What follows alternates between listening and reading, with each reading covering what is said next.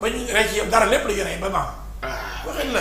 il faut loi du talion loolu def il faut nga xam fi may waxee. il faut nga xam ne c'est le poète qui parle. day image. ah bon oui. il faut voir les images. poète. oui c'est poète. ah bon. tu m'as doo lire moo tax. droit littéraire. léegi maître réaction maître léegi maître laataa ngay sori ci dara. doo déglu sa xarit bi. ñu déglu maître Ciré Clédor ma bañ ñëw rek réaction à chaud. le temps nga naan ndox mi ay ñu toll. Qui a débuté au nord avec l'avocat général Marème Diop Gueye. Tout le monde a pu apprécier son courage de dire que l'État avait tort et que l'État était dans la voie de fait et que l'État était dans l'arbitraire, qu'il ne pouvait pas priver Ousmane Sonko de ses droits et que le ministère de l'Intérieur n'était pas dans le droit, qu'il était dans l'illégalité. Un acte de courage. Et maintenant, après le nord, c'est au sud, le juge de Ziguinchor. Donc le juge de Ziguinchor lui donne raison, en réalité, que tout cela relève de voie de fait et d'une forme d'exercice de la violence sur non seulement les citoyens Ousmane Sonko, mais aussi sur la population. Parce que c'est la somme des citoyens qui fait un peuple. Et Ousmane Sonko, aujourd'hui, dirige des millions de Sénégalais. En les réprimant, en lui refusant ses droits, on force le jeu démocratique et déjà, les parrainages ont commencé. La rupture de l'égalité dans la compétition est déjà rompue. Donc, ce vent de liberté inspirera d'autres juges. Parce que j'ai dit qu'il existe dans ce pays des juges fiers, des juges honnêtes, des juges indépendants, des juges courageux.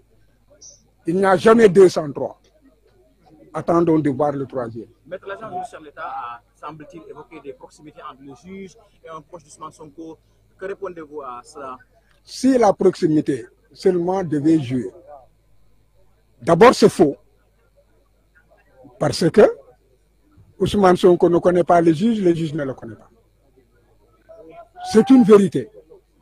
Mais l'État dit que le juge aurait un frère qui serait un collègue de Ousmane Sonko. On n'a jamais parlé, il n'y a pas de lien de subordination. Il n'existe il n'y a pas de lien de parenté. Il n'y a pas de lien d'amitié. Et il n'est pas dit que le juge connaît Ousmane Sonko. Alors, mais c'est quoi la conséquence maintenant? Est-ce que cela veut dire qu'Ousmane Sonko va être candidat? Est-ce qu'il y aura une incidence sur les autres affaires judiciaires? La candidature d'Ousmane Sonko est une exigence sociale. C'est une exigence du peuple sénégalais. Est-ce que juridiquement c'est possible maintenant? Juridiquement, Ousmane Sonko doit être candidat. Nous nous battrons et le dernier mot appartient au peuple sénégalais.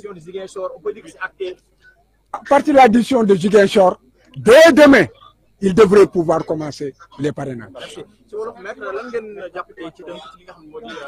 li ñu jàpp moom moo di que juge bi la ndaw si waxoon ci bërëb ba kawe ba Cour suprême Marème Diop Gueye dëgg ba mu fa waxoon ne jaay doole la ñu bëgg a teg Ousmane et que li ñuy def yëpp teguñu ko ci yoon que yëfu wayu yi ñuy def dañ ko war a arrêter et que ñu bàyyi Ousmane comme tous les citoyens mu retirer fiche-am day nga mun a participer ci parrainage yi loolu la kii firndeel tey mais kii dafa gën a sori dafa nekk lii état bi def wéeru ko fenn tegu ko ci xam-xam tegu ko ci dëgg kon boog nañu dindaat Ousmane niñ ko dindee faase ko nañ ko ci delloowaat ci ni mu gën a gaawee te bu ñu jëlee ci du ñu jël benn mesure boo xam ne mun na tere Ousmane nekk ci liste yi te Ousmane bu nekkee ci liste yi day wane que ne Ousmane day nga candidat la à la candidature. Maître agent judiciaire l'État nee na Sonko dafa jege mbokku kenn ci juge bi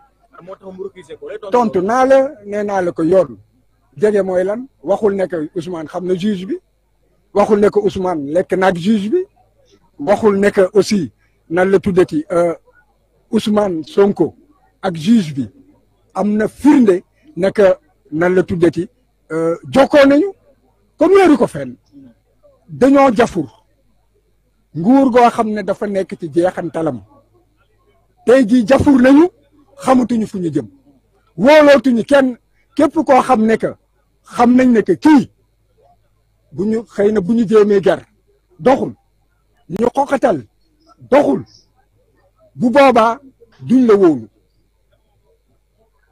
ñàkk loolu moo tax fi mu ne xamatuñu ñoom fu ñuy jublu wante ne ñu xam ne que junni magistrat ngi ci dëkk bi ñoo xam ne am nañu fit bi am nañu sañ-sañ bi am nañu xam-xam bi te bu yàlla dogalee mu dox seen loxo dañu leen di gën a bottiwaat rek ci suuf.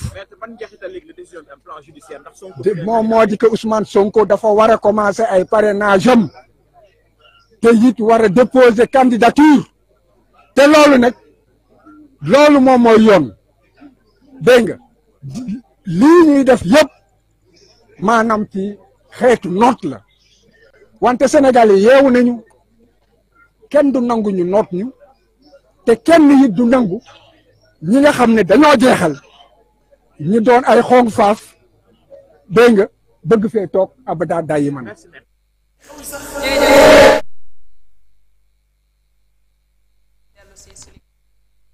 mooy décision bi juge bi jël mu soxal li ñu annulé Sonko mi ñu génn woon ci liste électorale. waaw la mu ca xam le leer na mooy lii procureur général waxoon keroog bi ñu duggee seen recours bi ca kanamu cour suprême ne dëgg ji fa jibal dëgg jooju la juge bi ñoo jox leen mooy ni teguñu ko ci dëgg dañ ko jaay doole tey du dara loo xam te war na ko mën a empêcher nañ ko fexe ba delloo ko ci ay sañ-sañam mooy ni mu jot ci ay parrainage am ni ba fii amul dara lu ko tere mu doon candidat ci élection ya ñu jëm du ñàkk maître sa xarit maître Ciré Clédor Ly ci jamono ji kàddu yi la yëkki jëm ci ki nga xam ne mooy client di Ousmane Sonko leer na ne dañ leen jaay doole.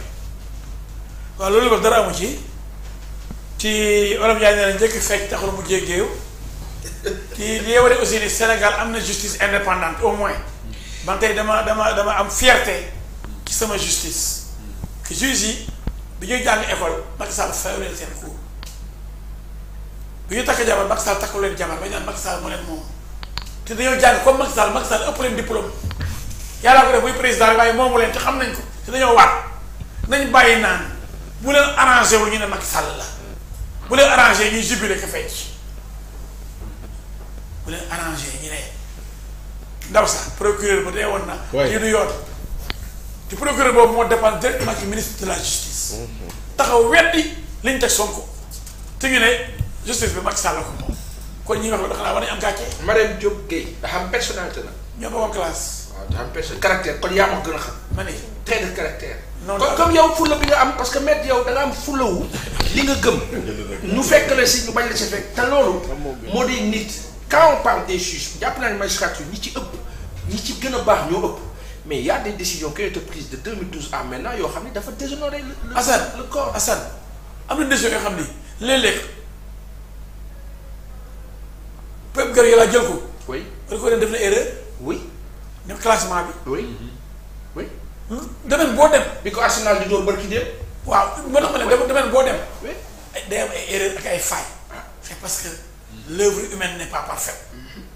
kon un peu de tolérance vis-à-vis de notre justice. oui à laquelle j'appartiens. ngir yàlla. moo war a tax ñu bañ a bàyyi wàññi gaaw a tëj. ma ne bàyyi leen di ŋaññi justice. naan justice Macky Sall la. te pourtant ay yoon même ci élection locale yi am nañu rejeté wu ci candidature préfet yi bañ justice état bi leen di candidat ngeen. d'accord maître. politiquement xanaa dina neex waaye yeewi de. may ma ñëw. maanaam loolu da nga am loo wax léegi. ni comme procureur bi waxoon na loolu dëgg googu moo jolli Ziguinchor. non ku ne ak sa li nga xalaat c'est intime conviction. xëy na dajee tey moom xalaatam procureur boobu ak xalaatu juge Ziguinchor bi ñu ànd. mais xalaatu juge suprême yi ñëwoon ni d'accord yow Marème Gueye Diop ñoom rek est-ce que ñoo ngi ànd ak ñële. nangul leen ñoom ñoom ni ku nekk interprété na ni mu foogee noonu moo gën kon ñoom ñëpp am indépendance. mais ñoom ñaar am na ku ciy wax dëgg. yàlla moo xam dëgg. waaw am na ci kenn kuy wax dëgg. ma ne yàlla. waaw moom dëgg. léegi dina neex yeewi may ma nouvelle bi dana neex mais yàlla moo Assane. waaw yàlla moo xam dëgg. waaw mais dëgg tamit dañ kaa gis nii. d'accord naa. mais par exemple ni ma gisee. waaw mooy juge bi juum na te bu ñu demee ci kaw. fan la juumee. jarul expliquer fii mais juge bi daanu na parce que xam naa li ko daaneel. te loolu bu demee ci kaw ñëpp bañaloon Ousmane Sonko devant procureur dañ koy bañalaat kon teel a fecc bi jaral ko fi ndax ñoom fa ñu téye dëgër na ci ñoom ñoo chef carte wu si question ci moom ñoom lay ñëwaat. Mariam Gueye Diop waxaat la xoolal Mariam Diop Gueye waxaat la waxoon ñee attewaat nañu attewaatoon mu jeex. yàlla na yàlla àtte dëgg rek comme nee nga yàlla xam. dama ni yàlla àtte dëgg. yàlla moom jarul sa jànn muy àtte dëgg. ne yàlla na juge àtte dëgg yàlla moom dëgg ci la nekk. yàlla àtte dëgg loolu moom c'est ma propre. xool yàlla àtte dëgg bu ko waxati. yàlla na yàlla confirmer dëgg. waaw waaye yàlla moom li muy àtte toujours dëgg la. yàlla kon di ko yàlla bëgg ko ñaanal. yàlla na yàlla roof baax. yàlla na yàlla may lumière. leeral leen àtte ba ñu àtte dëgg. ndax àtte yàlla ko moom. waaw àtte yàlla boo ko moom. àtte dafa jafe de. àtte kat yu bëri safara la ñuy dem. waaw àtte dafa jafe sa waay dafa ragal man dama ragal àtte dama ragal juum boo xam ni dana lor doomu aadama. jar naa ci boo loree doomu aadama àllaaxira da koy fay. waaw bàmmeel te da la nga am ci teewa yëpp jël ko nga dem safara. moo dem àjjana.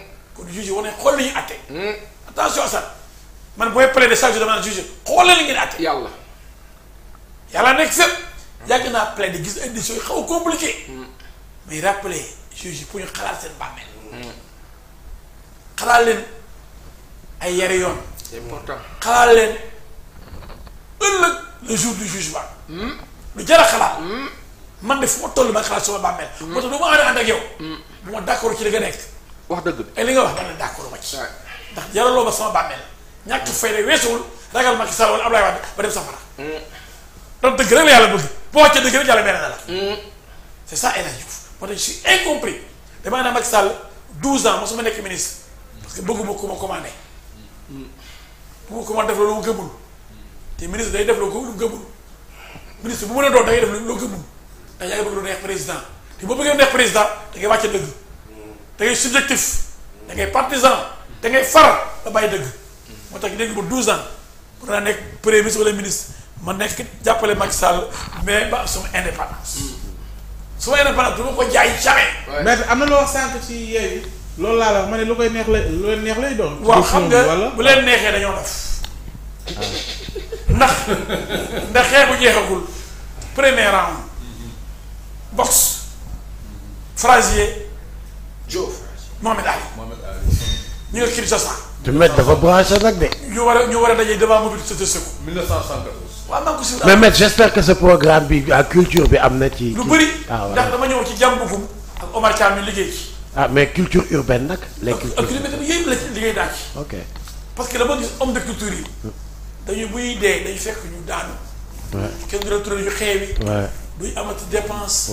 ñenn ñi dañuy dajee di génne seen kër yu luyeewul. kenn amu ci kër bu baax. seen doom yi duy jàggati. wallaay mu métti ma lool. buñ bëggee faju sax dañuy yalwaan. sama programme ba ma paree ci économie. dana la dóoral culture ak sport. super maanaam président Jaraaf. waaw. yow de yaa waxoon Jaraaf santul Diack. mais nag foofu. mais foofu met. boobu la muy jàng était tout puissant. mais président Jaraaf bi met. liggéey Sénégal. mais met. nee nga El Hadj dafa ñëwee dëgg. mais met. booba jàng ñëpp koy xam Jaraaf. mais met. man kenn ki nu maa def Jaraaf santul Diack benn garab dafa saaga ndey ci suqam yi li ma yor def noonu sa ndey yow ñibbil kaw la. mais président voilà foofu laay waxee nag carte Jaraaf. mais foofu laay waxee nag. di ko du carte bii rek booy tax ba mën a bokk ci AG. membre d'honneur nga génne. waaw bu génne. mais président Jaraaf bi nag waa Saloum yi dañ la ci mere de. président Jaraaf bi waa Kaolack yi dañ la ci mere. lañ moo tax. non lu met bul wax loolu. yow non parce que dañ doon xaar nga laaj ASC Saloum. suqali ko taxawal ko ndeysaan yàlla yàlla yërëm Pape Diouf bi jël Marseille su ndam la woon xalaat ko Sénégal yi ko war a mere. mën jógee Kaolack jàll ba ñëw Dakar capital tekki fi ba jox ko club bi gën a mag Sénégal le plus grand club du Sénégal. loolu ndam waa Kaolack war a nekk. seen doom ñëw Dakar tekki ci biir lébu yi ci biir Dakar waaye ba jox ko Jaraaf de Dakar ñoom Siré Dia ma di leen gérer ñoom mooy abuloo ñoom Khadim Ndiaye bi jógee Linguère ñëw fi amul dem Conakry. mais boobu Saloum avait besoin di fay ay joueurs di fay ay Lamine Gueye yàlla ko yàlla yërëm. di fay ay Ablaye Sarr di fay yàlla ko yàlla si Karim Séga Diouf mais lu tax ñu mere la parce que boobu dañ ko soxla woon. mais booba. on en avait besoin. booba da am ñu ngànk ba léegi nii Saalum xëy na léegi xam na tane ndaguñ koo bàyyi doo fexe ba dugg mu ngi mel fédération Sénégal. merci lii laa bëggoon nga expliquer. xoolal nga kaw la comme club bi boo fa demoon di ko laaj dañoo faale benn voie laay am. lu tax. comité directeur bi xaw ma leen ki kenn du ma ci hôtel ndax ña fa nekk bëgg ñoo dem ñoom bu daa ma jëyee fa nekkoon temps yooyu. waaw bu daa ma jëyee dem na prison après 2002 coupe du monde. ba jëlee waxoon affaire détournement yi. waaw waaw te taxutoon mu bàyyi woon temps yii Saalum. Saalum. ak ko nit dirige Saalum. ay jaane koso jaane.